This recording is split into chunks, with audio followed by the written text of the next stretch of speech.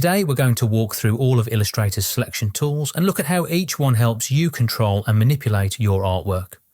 By the end of this video, you'll know exactly when to use each tool, how they behave, and how they can speed up your workflow. The selection tool is the main tool for choosing entire objects or groups in Adobe Illustrator. You can find it at the top of the toolbar or by pressing V on the keyboard. Click once on any object to reveal the bounding box. From here, you can move the object, scale it using the corner handles, or rotate it by hovering just outside one of the corners. Hold Shift to scale proportionally. Hold Alt or Option to scale from the center point.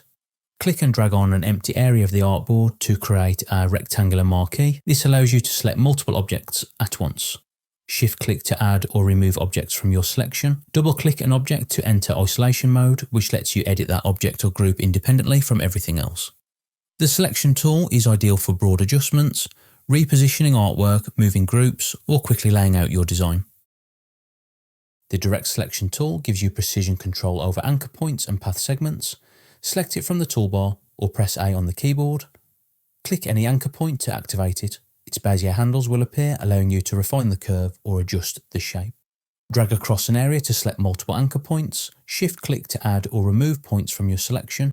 Holding the Alt or Option key temporarily turns the direct selection tool into the group selection tool. With Alt held down, clicking an object will select the entire path or object, and repeated clicks move you up through the group hierarchy. Release Alt or Option and the tool returns to selecting individual anchor points or path segments for precise reshaping. You can also click directly on a path segment, not a point, and pull it outward to bend that section of the shape. Use the direct selection tool whenever you need accurate vector control, cleaning up paths, refining shapes, or adjusting specific areas of your artwork. The group selection tool allows you to target individual objects inside grouped artwork without ungrouping anything. It sits under the direct selection tool in the toolbar. Click and hold to reveal the inner tool menu, then select the group selection tool. Click once to select a single object within a group. Click again to select the subgroup that object belongs to. A third click selects the entire group structure. This tool is especially useful for icons, character artwork, or any design made up of nested groups. You can isolate the exact element you need while keeping the rest of the artwork intact. The Magic Wand tool selects objects that share the same appearance attributes. You can activate it using the shortcut Y. On screen, I have a few shapes with different colours, including a couple of shades of blue.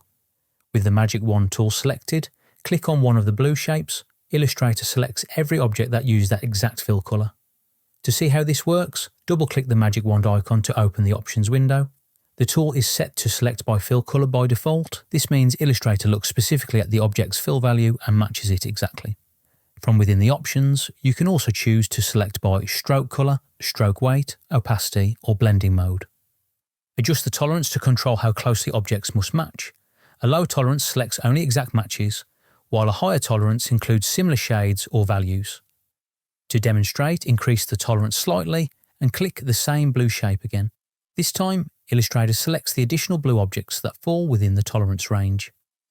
The Magic Wand tool is ideal when you need to quickly recolour artwork, adjust consistent stroke weights, or select multiple objects with similar appearance settings. The Lasso tool lets you create freehand selections around anchor points or path segments. Use the shortcut Q to activate it. Click and drag to draw a loop around the points you want to isolate. Anything inside the loop becomes selected.